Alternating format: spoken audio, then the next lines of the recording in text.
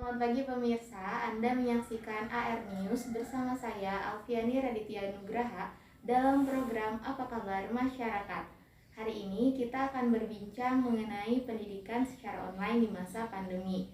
Di sini sudah hadir bersama saya salah seorang mahasiswa di Indonesia, yaitu Alif Fajri Antariksa. Halo, apa kabar Alif? Halo, Alfiani, alhamdulillah baik. Iya. Nah, kan pandemi COVID ini sudah 2 tahun melanda Indonesia nih ya. Otomatis Alif sebagai mahasiswa sudah melakukan pendidikan secara online 2 tahun nih. Alif pernah nggak sih masuk ke kampus gitu secara offline gitu? Secara luring? Iya, luring. Oh, pernah. Jadi Alif angkatan berapa? Kalau Alif sendiri ini angkatan 2019 ya. Oh, jadi pas corona datang iya, gitu. Pas corona 2 itu langsung pandemi. Tapi alhamdulillah ya Alif pernah merasakannya gitu. Nah kan Alif tahu ya, sekarang pemerintah ini melaksanakan PPKM darurat dari mulai tanggal 3 Juli hingga 22 Juli 2021 nih, menimbulkan isu bahwa pendidikan secara online ini akan diperpanjang atau bahkan ditiadakan nih di tempat-tempat yang zona merah atau bahkan zona hitam. Nah, bagaimana sih tanggapan Alif sebagai mahasiswa mengenai isu tersebut?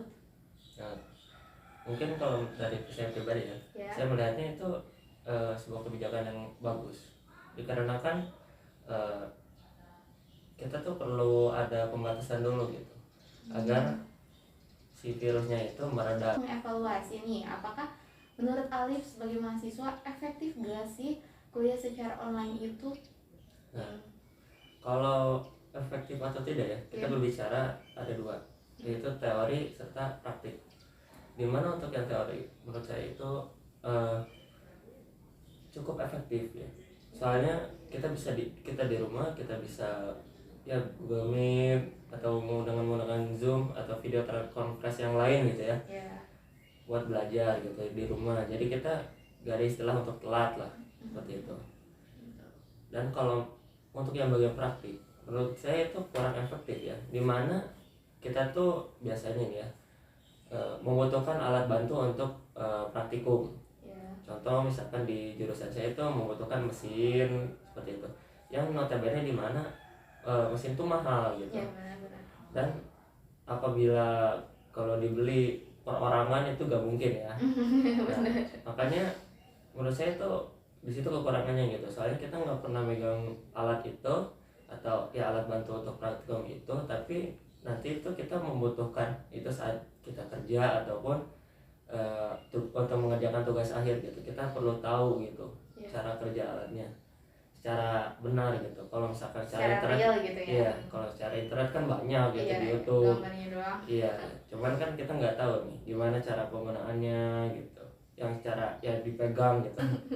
Nah, terakhir nih, ada pesan dan kesan atau keluh kesah yang mau Alif sampaikan kepada pemerintah mengenai pendidikan secara online yang notabene Alif kan melaksanakan secara langsung gitu ya, pendidikan secara online ini. Paling kalau keluh kesah ya, menurut saya itu paling untuk bantuan kuota ya, gitu. Satu, terus yang kedua perbanyak lagi kebijakan yang lebih baik gitu. Soalnya dari kemarin itu kan PPKM yang istilahnya longgar tapi kadang-kadang ketat lagi gitu. Jadi fleksibel gitu, kalau mau ya ketat terus gitu sampai dengan akalnya benar-benar turun gitu. Jadi kita nggak ngarep-ngarepin ya Alif. Serta untuk vaksin ya sekarang gitu. Kalau bisa itu semakin mempermudah ininya gitu, kalau bisa ada website atau apa gitu untuk mengetahui masyarakat tuh tahu gitu udah berapa persen yang divaksin kayak gitu, dan terpusat gitu ya, datanya terpusat. Soalnya kan katanya tuh kalau udah vaksin 80% itu tandanya kita tuh udah mulai kembali normal gitu kan. Iya. Terima kasih Alif atas waktunya. Sehat selalu ya. Terus jaga kesehatan dan semangat kuliahnya ya.